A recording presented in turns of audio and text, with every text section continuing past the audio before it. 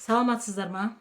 Бүгін сіздермен басқа кислород жетпегеннен көбінесе бас айналу, бас ауру, ұйқысыздық, ұйқы болады, бірақ ұйқыдан шаршап тұрады ғой.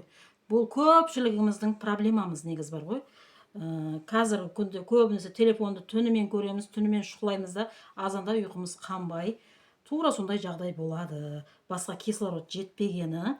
Бұның себептері негізі миға оттегі жетпегенде болады. Бас ауру көп болады, әлсіздік, тез шаршау, ұйқысыздық болады.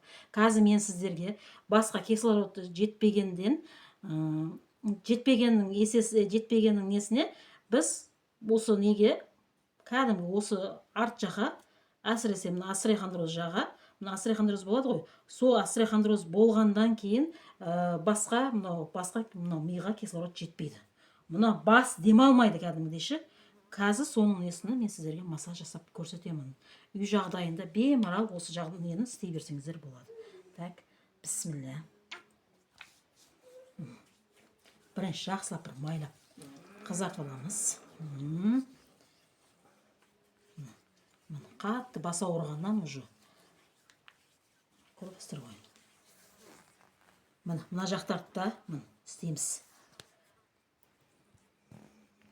Бұл кісіге басыңызды кәдімгідей етпетіңізбен жатып, басыңызды туыр қойыңыз десем, басым ауырып жатыр, олай қоя алмаймын дейді. Қатты басым ауырып жатыр, бір жаққа не қылмасам дейді. Енді қараңыздар, мына жерден бастаймыз массажды. Тура осы құлақтың тұсына түспе-түс қарап алыңыздар. Тура осы неден бастаймыз. 1, 2, 2, 3, 4, 5, 6, 7, 8. Дәл осыны неде төмен түсеміз. Жаймен. Міне, қолды жай осы жерге келген кезде жаймен екіге бөлеміз. Бұл жерде не? Уже мына жерде міне омыртқа. Көресіздер ма? Мына қараңыздар. Мына жерге келгенде емес, мына жерге жеткен кезде, міне осы жерге келген кезде бөлініп жатыр. Омыртқа бұл жерде емес негізі, қараңыздар, негізі мына жерде негізі бөліну керек. Міне осы жерден келгенде бөлінбей жатыр да, өздігімен бөлініп кетіп жатыр. Қараңыздар. Бұл уже кәдімгідей острохондроз. Екі жақтама не болғаннан кейін кәдімгі миға кислород бермейді. Миға кислород бермейді деген сөзіміз, циркуляция қан жақсы жүрілмейді мына жерде. Тура осы жерде қан жақсы жүрмегеннің есебіне миға жақсы ауа бармайды. Қараңыздар. Тура осы немен жаймен келеміз да, осы жерге келіп ашылып жатыр. Тура осы жерге келіп, тағы да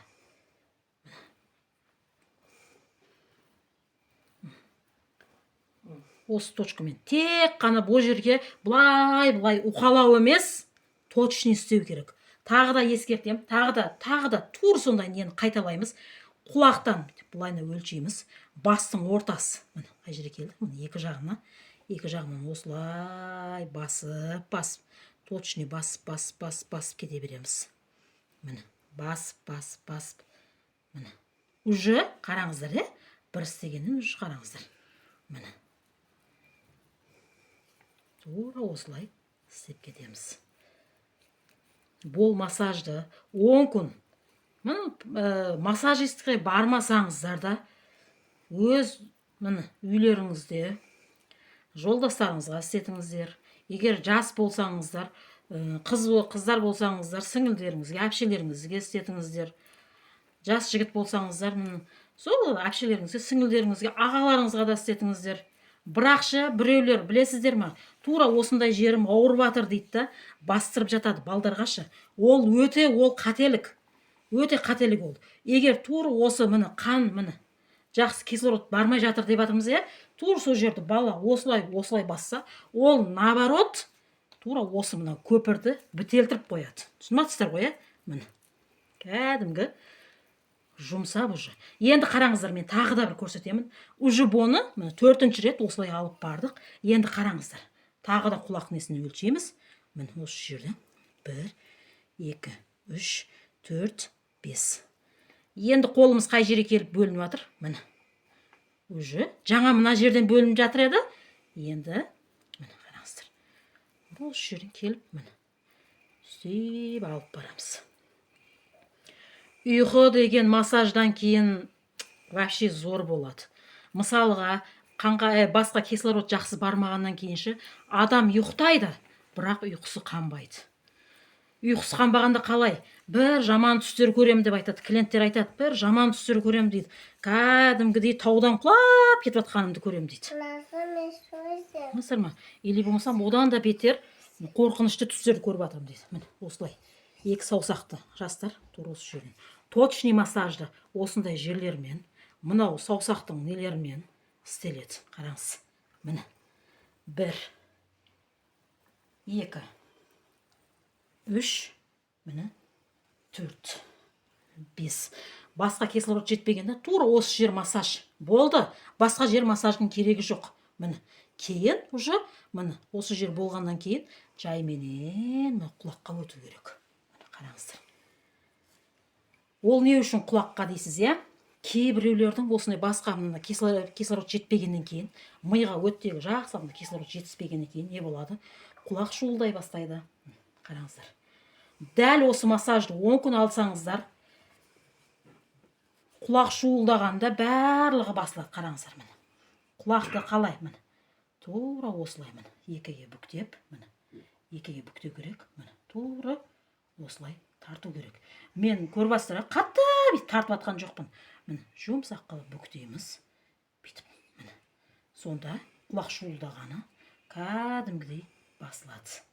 Екі құлақты да дәл солай істеу керек. Ал сіздерге менің айтып атқан ақпараттарым пайдалы болып жатқан болса, маған лайк басып, тіркеліп, YouTube каналымда өте қызықты ақпараттар бар. Денсаулықтарыңызға қараңыздар.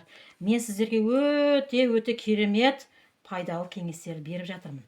Үй жағдайында істей берсеңіздер болады. Қараңыздар, қандай қызарды әдемі болып. Екі құлаққа да қызару керек, кәдімгідей. Міне, жаңа мына жерін бүктеді, иә, құлақтың, иә? Ой, бүктеле береді екен. Мына қыздың құлағы ауырып атқан шығар деп ойлап атқан шығарсыздар. Жоқ, ауырып атқан жоқ. Ауырса, ауырып атқан жан сразу айқайлайды ғой, білесіздер ғой. Міне. Тура осылайдан. Жаны кіріп рахаттанады қайтаңа. Міне, жаңа мына кісіміз. Ой-бой деп тыпыршылап жатыр еді. Уже кәдімгідей ұйқыға батып баратыр. Міне. Осын. Даже мына жер. Міне, көресіздер ғой. Осы жерден бастау керек. Массажды. Сразу остеохондрозға да істетіп жатсыздар ма? Бірден мынау мойыннан емес, мынау желкеден бастамаңыздар. Бастан. Тура осы құлақтың несінен бастау керек. Остеохондрозға істетіп жатқан кезде обязательно құлақты істелу керек. Құлақты істеген кезде құлақ шуылдағандарда барлығы, бас айналғандарда барлығы басылады. Ал сіздерге ем болсын.